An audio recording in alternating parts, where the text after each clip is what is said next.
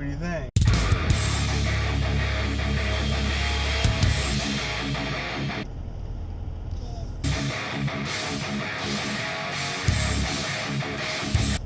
Good. Morning, everybody. It's Thursday, June 23rd, 2016, and I'm headed into work for the day.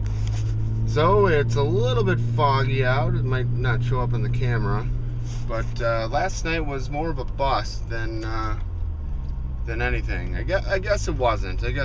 So further out west, there was a lot of tornadoes, touchdowns, tornado sightings, rotations, all that stuff. Further like southwest of me. So they did issue a tornado warning or watch, or one of the two, for Grundy County, which is the county next to mine. Yesterday I printed out my first paper wallet, and then I realized quickly that I don't even know what a paper wallet is. So I researched it and found out that, like, basically with the information on the paper wallet, that's all the information you need to, like, get into it and everything. So if I lose that paper wallet, I'm fucked.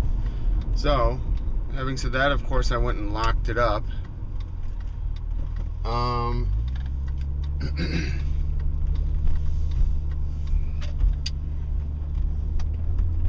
So I'll put that in the safe.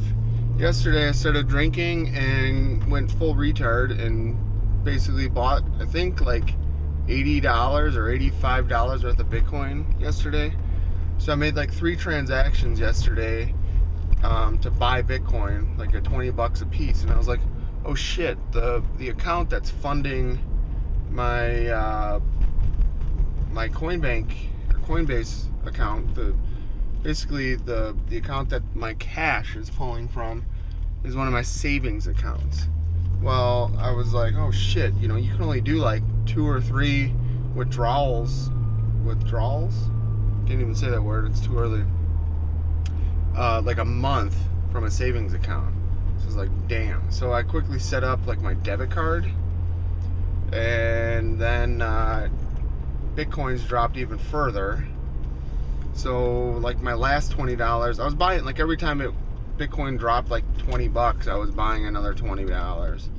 So my buddy had bought $100 worth of Bitcoin a week ago. He paid like $770 per Bitcoin. That was his rate. And I think last night I bought in at like $580 or something. So it's down so far, or so much. So I think I'm going to use some of that Bitcoin. I'm going to use some of that to try to figure out this day trading idea that I wanted to do. Maybe, like I said, just $20. I'm going to create a exchange account, maybe Poloniex, dump in that $20 worth of Bitcoins, and start learning how to trade and stuff. This cryptocurrency shit. It's all going to depend on fees and stuff like that, if it's going to cut into the margin too much and not be worth it. Otherwise, I'll just sit on Ether for the time being. Well, I think I'm going to cut this short today, and tomorrow is going to be super busy at work. Those new racks are about to arrive, and once they come, we got contractors that are going to arrive that are going to run all new cabling using those new racks and stuff. So I think the racks are coming today. They're coming tomorrow, I believe. I guess I'll find out. So yeah, I gotta mount those switches. I gotta move up the fiber trays 1U. So it's not bad work or hard work. It's just gonna take a lot of time. So see you out there. Wait a minute. Let's check the Ethereum report, shall we?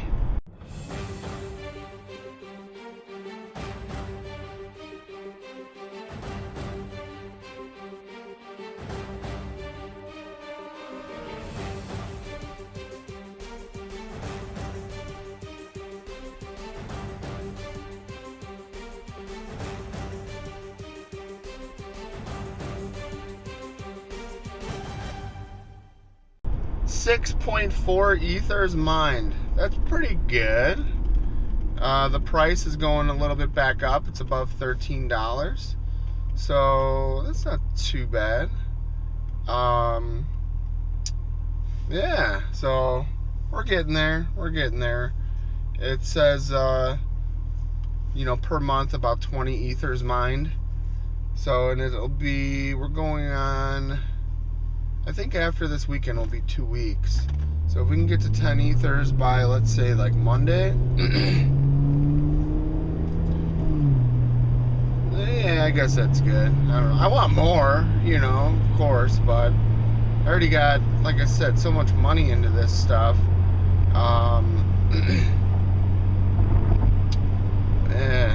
We'll see. We'll see. So, but yeah, I'm happy with how the Ethereum report is coming along. It's gaining some momentum, you know, as I accrue more and more ethers. But I'm getting impatient to the point where I'm, like I've mentioned over the last week or so, I've been just freaking buying Bitcoins and converting them to Ether. So we'll see what happens. Alright, so here's my predicament. I know you're not going to be able to really hear my voice once I get up top of this rack here, but I need to move this fiber tray up 1U. And look at how this is designed here.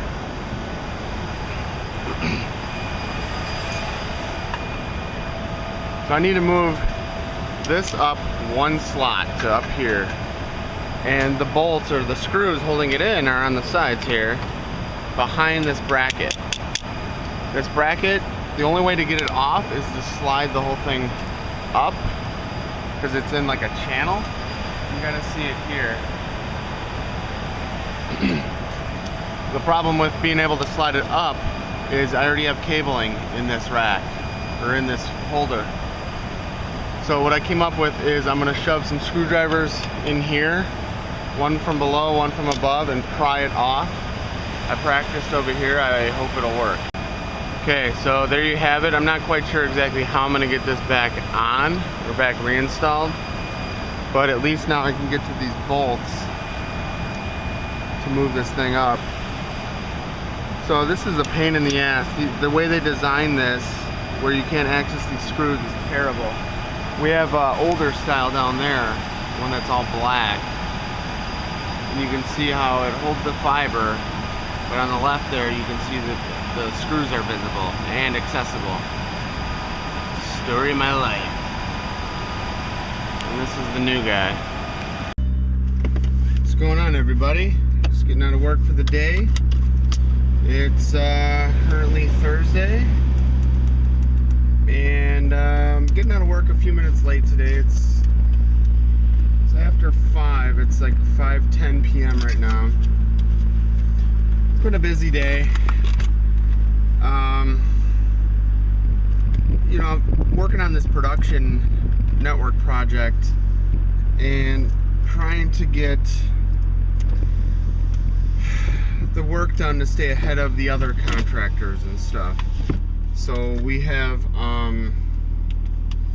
we were supposed to have some new racks arrive either tomorrow. Well, they was supposed to come either today or tomorrow. They didn't come today. So, I don't know when they're coming. I guess tomorrow. The racks were supposed to arrive sometime today, they said. The contractors were coming tomorrow, and to resume installation and all that. So basically I wanted to get the some more work done on this stuff. So today I got installed I think 8 switches.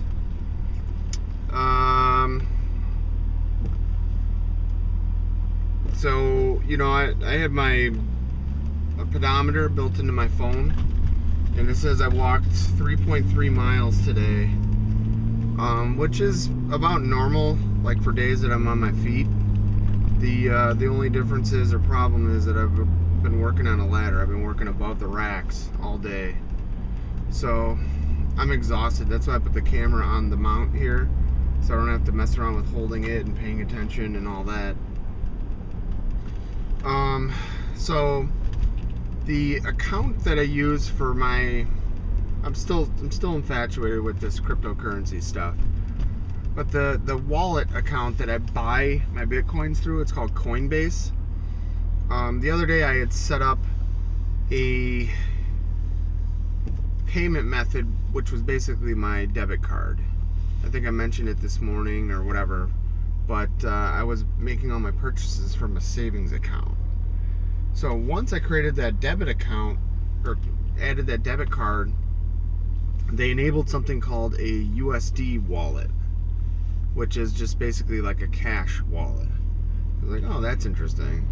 So once that was created, then it also unlocked the ability to use their exchange system. It's called like GDAX or something like that. So, I was like, okay. Well, I've been talking about wanting to either day trade crypto or convert it back and forth based on the market trends and all that. Well, I saw that, with Coinbase, you can sell Bitcoins just like you can buy them. Before, my only option was to sell it and basically convert it over to cash, but then deposit it back into my savings. So basically, if I wanted to buy them, it drew money from my savings and bought Bitcoin. If I wanted to sell Bitcoins, it went the opposite way. Well, once they unlocked the USD wallet feature, now I can sell the Bitcoins at whatever the rate is, the going rate, and then sell it to my USD wallet. And then it's still that money is still available or whatever for use. The problem with using the savings account was it was taking 5 days to for the funds or the Bitcoins or whatever to be available. It was almost like a week. So I bought Bitcoins yesterday. Yesterday was the 22nd. They're not gonna clear until the 28th. So I guess by keeping cash or money on that USD wallet on their website or through their service, it's instantly accessible. So I was like, that's interesting. So if I take my Bitcoins, let's say the value of Bitcoins goes up, and sell them to myself, and then I get cash, and I can leave it on their account. Then when the value drops again, I can buy Bitcoins again. I'm like, this is what I wanted to do. Coinbase's system and all that seems to be more reliable. It's not as slow or whatever, or janky as the other one that I was using to convert. And so I think that's what I want to do. I mentioned this morning about trying to sign up for an exchange and all that. I don't know if I really want to do that. So that's that's even more work, I guess. I just want to be able to check the value of Bitcoins and be like, oh, I bought it at $600 per Bitcoin. Now it's $700 per Bitcoin. Let me just frickin' cash it out. And then when it goes back down or vice versa, then buy Bitcoins again. And then when it changes again, go back the other way.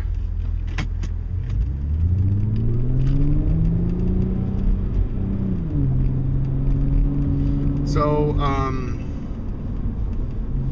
that's an idea that I had. I'm still kind of working out the kinks. So what I spent some time doing today when I was taking breaks and shit was I've been trying to figure out a spreadsheet system to track all of my purchases and all that stuff. So I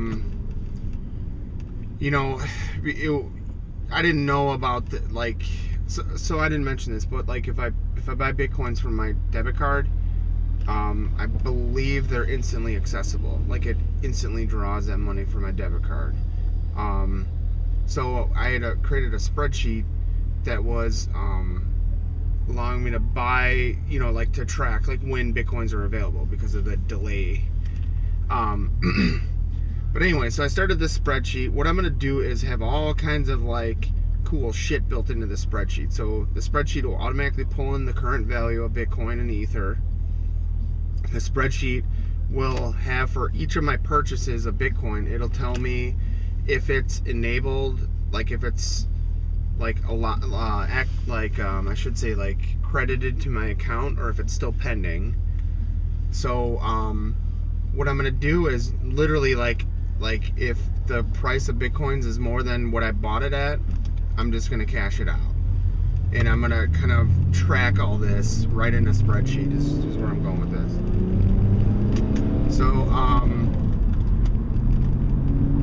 So I was kind of doing some cool shit with this Excel spreadsheet. Like I was, you know, I have it, you know, automatically colorize a cell if the date is a certain parameter. Basically, like if the clear date is today's date or matches today's date, or it's in the future or whatever, then it says, hey, it's eligible to trade or whatever.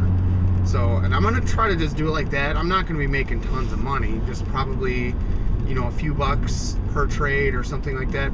I need to still kind of work out and figure out all of the